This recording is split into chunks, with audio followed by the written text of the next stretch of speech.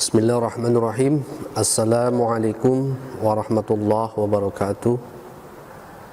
Innal hamdalillah nahmaduhu wa nasta'inuhu wa nastaghfiruh wa na'udzu billahi min shururi anfusina wa min sayyiati a'malina.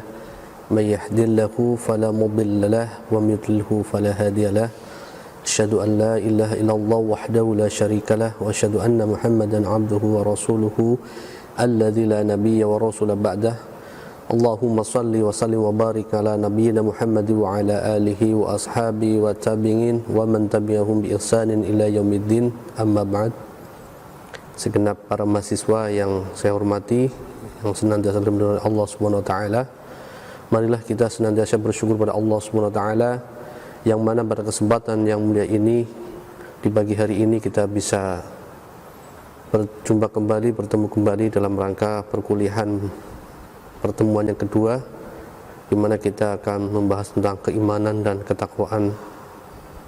Mudah-mudahan dalam perkuliahan ini kita senantiasa mendapatkan keridhaan dari Allah Subhanahu wa taala, dan mudah-mudahan perkuliahan ini akan menjadikan kita menjadi insan yang beriman dan bertakwa kepada Allah Subhanahu wa taala. Salat serta salam senantiasa kita turunkan pada qudwah kita, Nabi kita Muhammad sallallahu alaihi wasallam, pada keluarganya, pada para sahabatnya, serta para pengikutnya senantiasa mengikuti sunnahnya hingga akhir zaman. Pada kesempatan yang mulia ini, pertemuan pertama kedua ini kita akan membahas tentang keimanan dan ketakwaan, bahwa keimanan dan ketakwaan ini merupakan pondasi kita selaku umat Islam, khususnya orang yang muslim, untuk senantiasa kita bisa menggali keimanan dan ketakwaan sebagai pondasi menuju kebahagiaan kita di dunia maupun di akhirat kelak.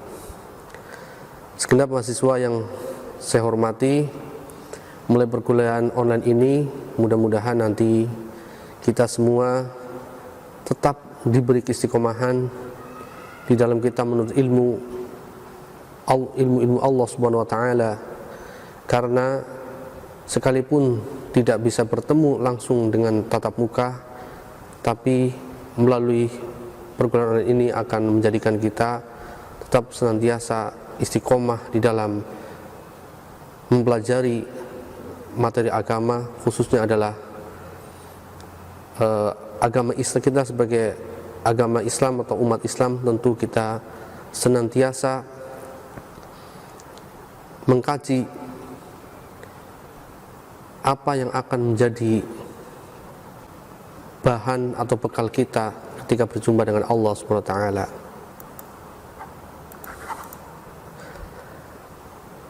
Pertanyaan saya pada para mahasiswa, apakah Anda beriman? Ketika kita ditanya tentang apakah Anda beriman, pasti ketika pertanyaan ini kita lontarkan kepada orang Islam, umat Islam, dia akan menjawab, saya beriman. Konsekuensi dari jawaban saya beriman ini tidaklah mudah, tidaklah ringan. Dan ketika kita bicara tentang iman, kita bicara tentang kita beriman, tentu ada konsekuensi-konsekuensi yang harus kita lakukan. Kalau kita melihat dari definisi iman, bahwa iman secara bahasa, iman berasal dari kata amana yu'minu imanan, yang artinya adalah percaya. Jadi ketika kita sudah mengatakan beriman, berarti kita mempercayai, kita meyakini bahwa kepercayaan kita, ketika kita percaya kepada sesuatu, tentu ini akan mewujudkan sebuah amalan-amalan yang harus kita lakukan. Adapun sedangkan secara istilah, para ulama mendefinisikan iman dengan tasdiqu bil qalbi wa qaulu bil lisan wa amalu bil arkan. Tasdiqu bil qalbi, meyakini dalam hati. Wa qaulu bil lisan, diucapkan dengan lisan atau perkataan. wa 'amalu bil arkan, dan diwujudkan dengan perbuatan. Tasdiqu bil qalbi memiliki makna pembenaran dengan hati atau meyakini dalam hati. Artinya adalah kita menerima, meyakini ajaran yang dibawa oleh Nabi Muhammad sallallahu alaihi wasallam. Jadi ketika kita sudah tasdiqu bil qalbi, maka konsekuensi kita harus meyakini, menerima ajaran yang dibawa oleh Nabi kita Muhammad sallallahu alaihi wasallam, yang merupakan risalah yang sangat sempurna, risalah yang paling benar. Apakah itu risalah yang dibawa Nabi Muhammad SAW? Dinul Islam, agama Islam. Agama Islam adalah agama yang paling mulia. Tidak ada agama semulia agama Islam. Kemudian wa qaulu bil lisan, diucapkan dengan lisan atau perkataan. Artinya bahwa kita ketika sudah mengaku beriman kepada Allah Subhanahu wa taala, kita ucapkan dengan lisan, kita yakinkan dengan lisan atau perkataan kita. Artinya bahwa kita mengucapkan dua kalimat syahadat, asyhadu an la ilaha illallah wa asyhadu anna muhammadar rasulullah, yang artinya bahwa tidak ada ilah yang wajib diibadahi, bahwa tidak ada ilah yang wajib disembah kecuali Allah Subhanahu wa taala, dan bahwasanya Nabi Muhammad adalah utusan Allah Subhanahu wa taala. Ini diucapkan dengan lisan atau perkataan. Kemudian wa 'amalu bil arkan, diwujudkan dengan perbuatan. Artinya bahwa hati meyakini dengan keyakinan.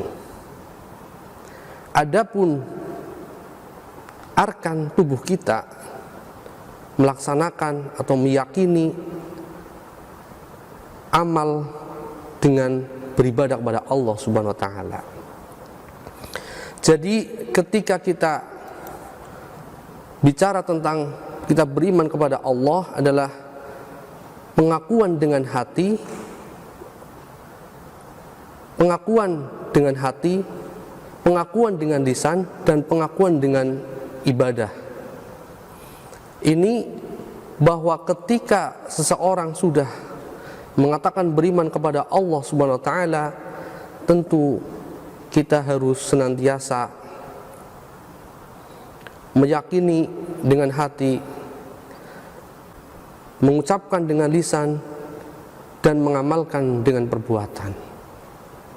Jadi iman tidak cukup hanya di lisan saja, tidak cukup hanya di hati saja, tidak cukup hanya dengan anggota tubuh saja, tapi ketiga-tiganya adalah satu kesatuan yang tidak dipisahkan di dalam kita melakukan ketaatan kepada Allah Subhanahu wa taala. Tasdiqu bil qalbi wa iqraru bil lisan wa 'amalu bil arkan. Ini ketiga ini adalah ketika kita hanya tasdiqu bil qalbi, pengakuan dengan hati saja, atau wa qaulu bil lisan, pengakuan dengan ucapan saja, atau wa 'amal bil arkan, maka kita tidak bisa dikatakan beriman. Sebagaimana kita diingatkan dalam Quran surat Al-Ankabut ayat 2, a'udzubillahi minasyaitonir rajim, ahsibun nasu ayyutraku ayyaqulu amanna wa hum la yuftanun. Apakah manusia mengira bahwa mereka dibiarkan saja mengatakan aku beriman sedang mereka tidak diuji?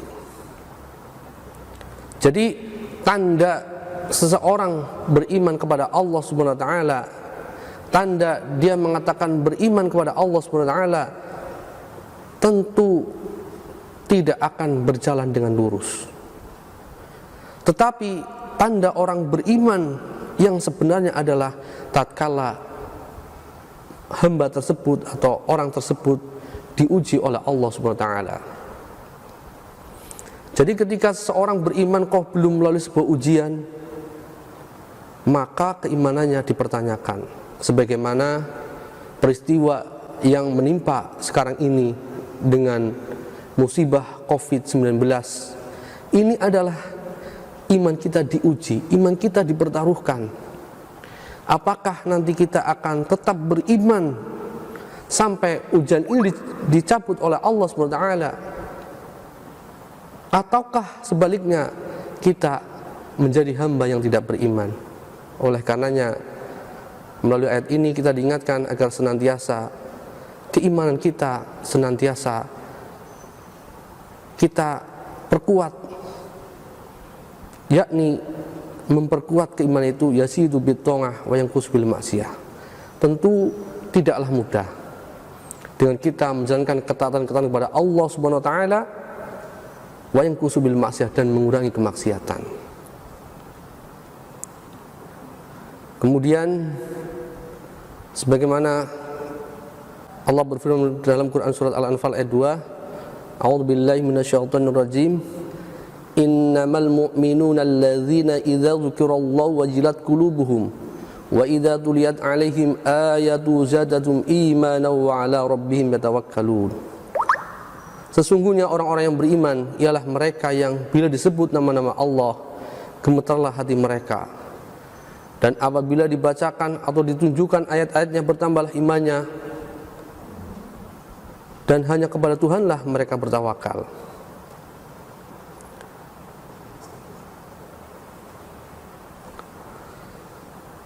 Jadi ayat di atas menjelaskan bahwa tanda-tanda orang yang beriman dalam Quran surat Al-Anfal ayat 2 sampai dengan ayat 3 di atas dinyatakan, idza dzukirallahu wajilat qulubuhum, bergetar hatinya tatkala disebut nama Allah Subhanahu wa taala.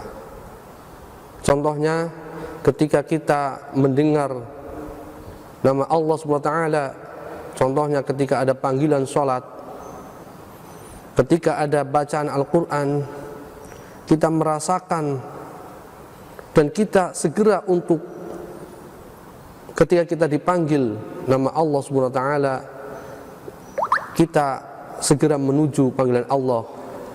Ketika dipanggil azan, segera menuju melaksanakan sholat. Dan ketika dibacakan ayat-ayat Al-Quran,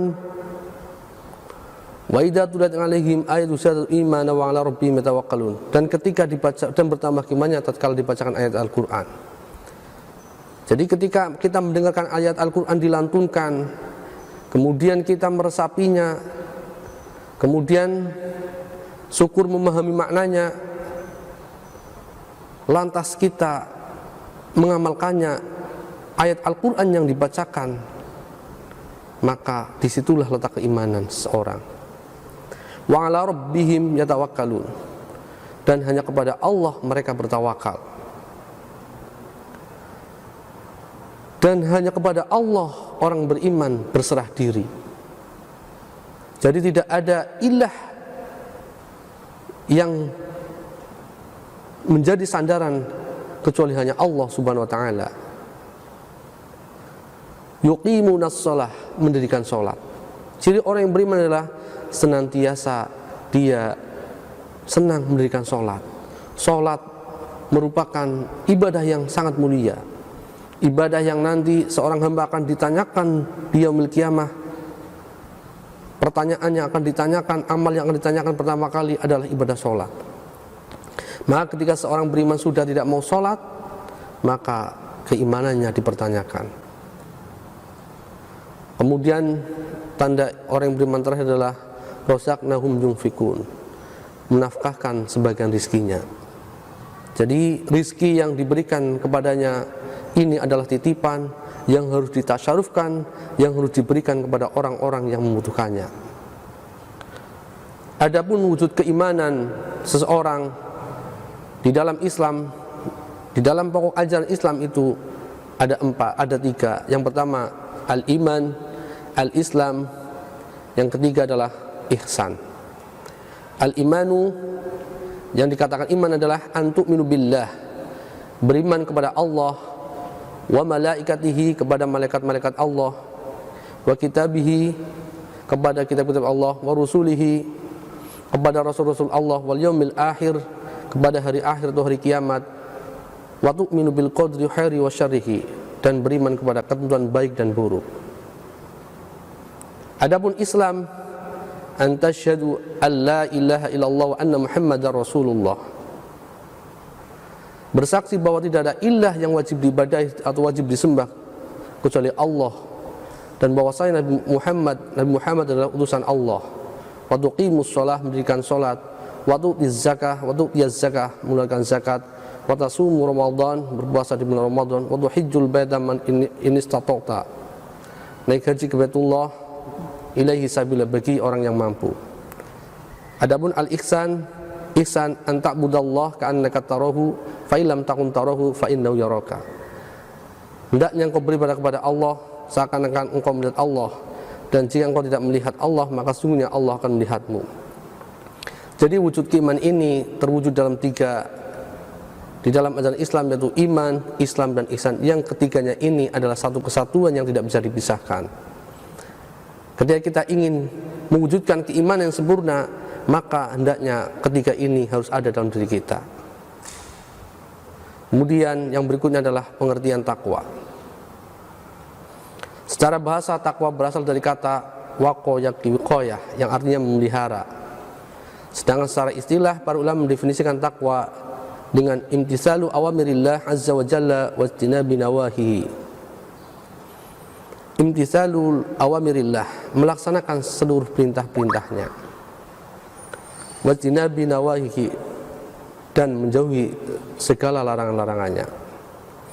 Melaksanakan seluruh perintah-perintah Allah SWT adalah Allah SWT sudah memfirmankan di dalam Al-Quran yang kita wajib untuk mentaatinya, wajib untuk melaksanakannya. Yang berupa perintah-perintahnya wajib kita laksanakan.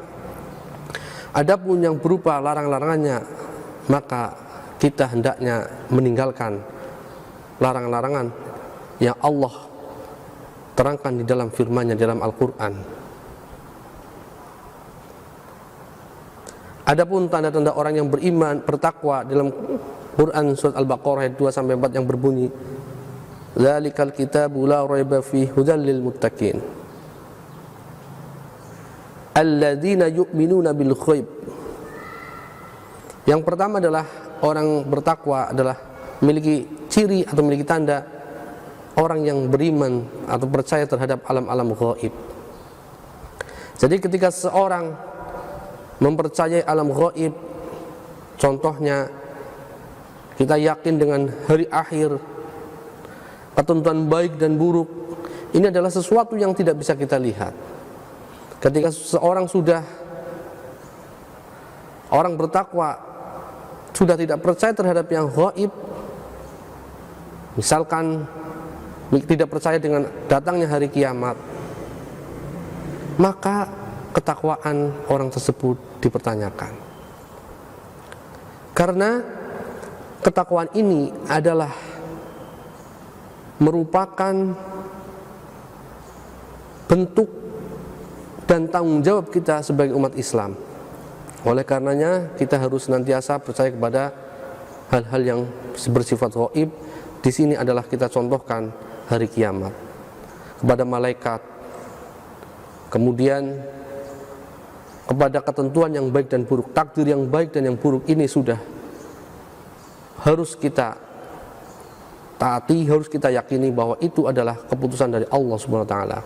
Yuqimunas shalah, mendirikan salat.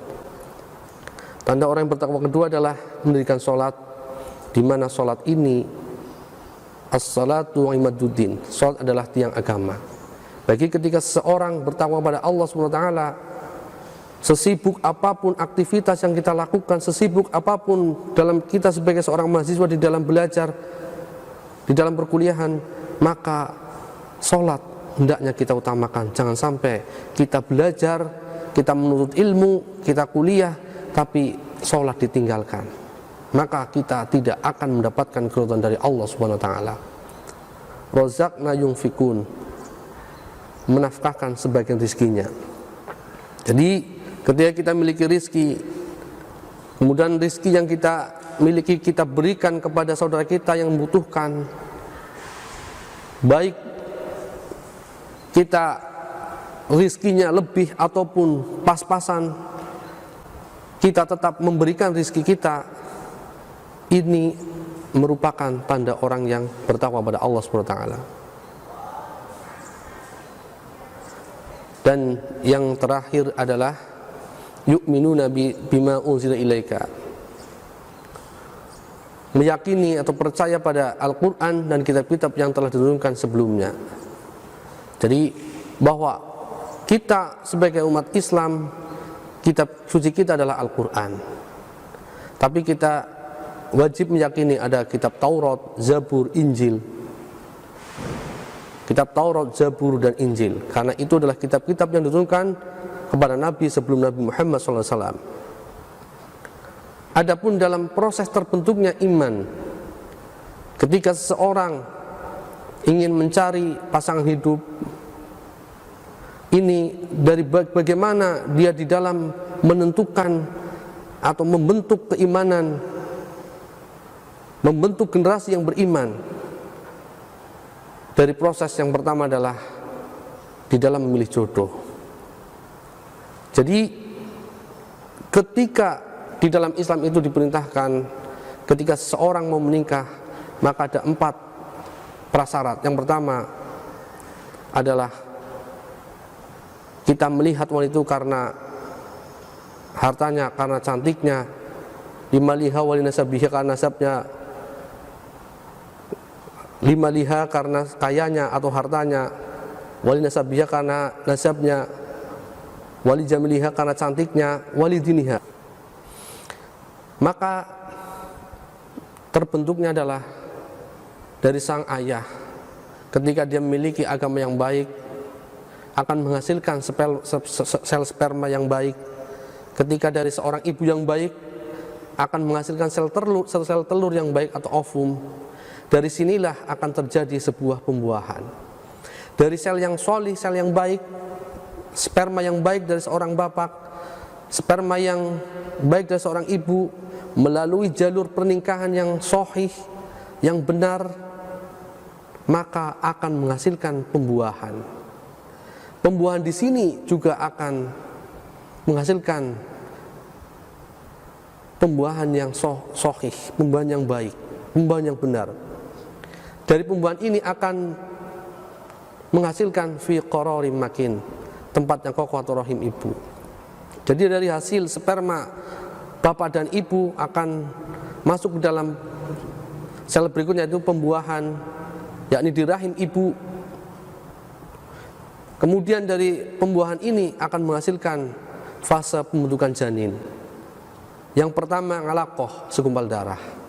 Jadi ketika ingin menghasilkan generasi yang beriman, maka dari bapaknya harus baik, ibunya harus baik, maka di ngalaqahnya ini juga akan mewujudkan generasi yang segumpal darah, darah yang baik. Kemudian akan fase berikutnya adalah mudghah, segumpal daging. Dari segumpal darah akan terjadilah mudghah, segumpal daging. Dari segumpal daging ini akan terjadilah izam yang dinamakan tulang. Jadi segumpal darah yang baik, segumpal daging yang baik, dan tulang yang baik akan menghasilkan, akan melahirkan seorang janin yang baik. Sebagaimana diingatkan dalam sebuah hadis, kullu mauludin yuladu al fitrah. Setiap manusia pada dasarnya dilahirkan dalam keadaan suci. Dari proses ini pula iman hakikatnya terbentuk sejak manusia dalam kandungan, yang ditandai oleh pengakuan manusia pada Allah SWT sebagai Tuhan. Sebagaimana Allah berfirman dalam Quran surat Al-A'raf ayat 172, alastu bi rabbikum qalu bala syahidna. Alastu bi rabbikum qalu bala syahidna. Jadi pada saat proses terjadinya sel sperma, bertemunya sel sperma dan sel telur, maka sel sperma dan sel telur yang baik maka akan menghasilkan sebuah keturunan yang baik. Dari sel sperma dan sel telur yang beriman akan menghasilkan keturunan, lahir seorang bayi yang beriman. Oleh karenanya iman ini harus senantiasa kita pupuk tidak hanya untuk diri kita, tapi pada generasi kita, anak-anak kita, agar mereka senantiasa menjadi generasi yang beriman dan bertakwa kepada Allah Subhanahu wa taala. Karena dua ini tidak bisa dipisahkan.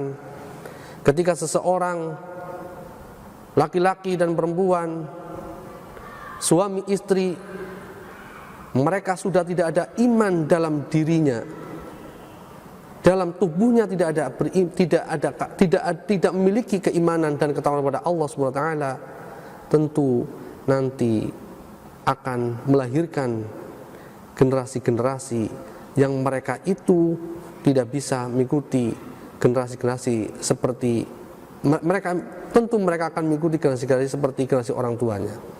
Oleh karenanya, marilah kita di dalam memproses terbentuknya keimanan ini tidak serta-merta, tidak dalam waktu instan, tapi melalui proses yang sangat panjang. Adapun relasi iman dan takwa di dalam kehidupan sehari-hari ini akan menghasilkan yang pertama tauhid teoritis dan yang kedua tauhid praktis. Tauhid teoritis adalah menyatakan pada pengakuan keberadaan Allah dan keesaan Allah Subhanahu wa taala. Jadi dengan tauhid teoritis ini akan mewujudkan keimanan kita kepada Allah Subhanahu wa taala, bahwa Allah adalah Ahad, Allah itu Esa. Maka dalam Quran surat Al-Ikhlas dikatakan, A'udzubillahi minasyaitonirrajim, qul huwallahu ahad. Katakanlah dialah Allah yang Maha Esa. Bahwa Allah adalah zat yang wajib kita sembah. Tidak ada zat yang wajib kita sembah kecuali Allah Subhanahu wa taala.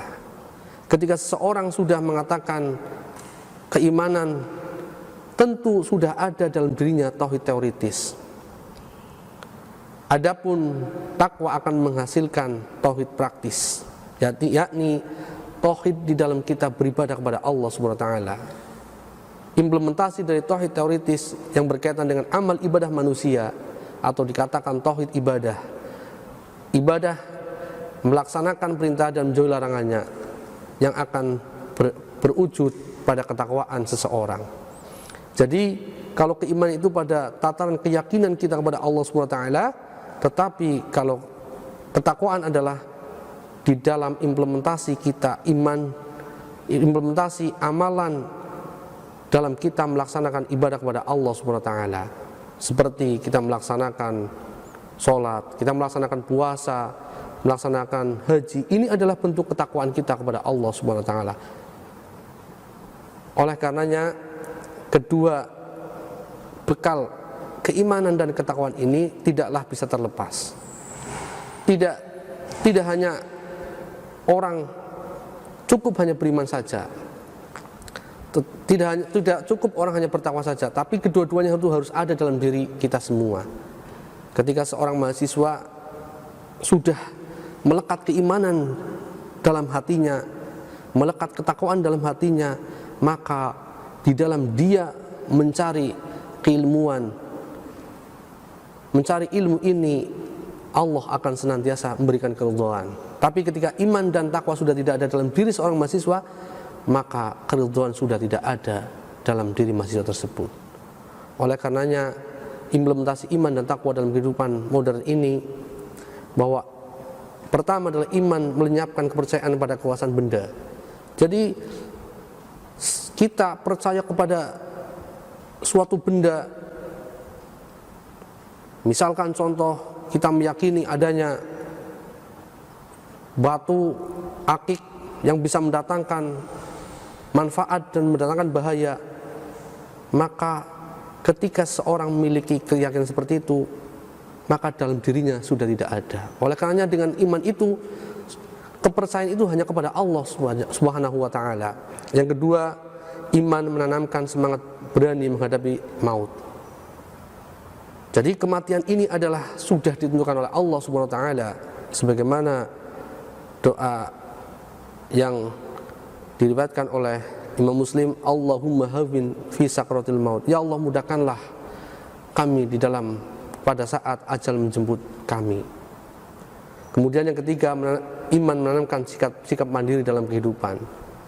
Sikap mandiri di sini adalah kita senantiasa beribadah, sudah menjadi tanggung jawab kita sebagai umat Islam, sebagai orang Islam.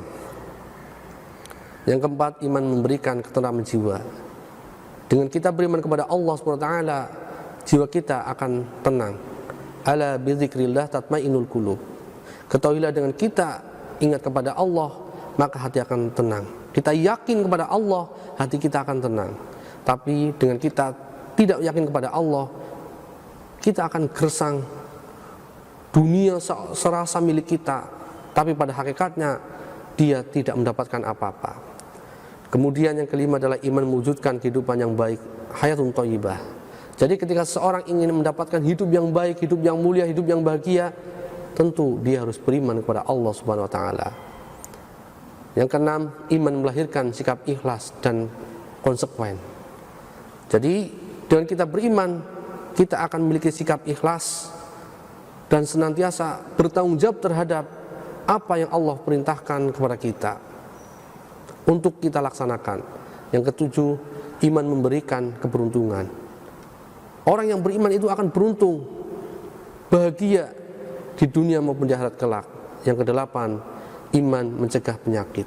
Jadi dengan kita beriman kepada Allah dan kita yakin kepada Allah bahwa semua penyakit datangnya dari Allah SWT dan Allah yang akan menyembuhkannya, maka dalam hati orang tersebut sudah ada jiwa keimanan. Oleh karenanya pada kesempatan ini kami mohon pada segenap mahasiswa untuk bisa mengambil pelajaran dari materi kali ini, yakni keimanan dan ketakwaan. Dan kami berharap dari pertemuan ini nanti ada tugas resume setiap mahasiswa untuk bisa mengirimkan.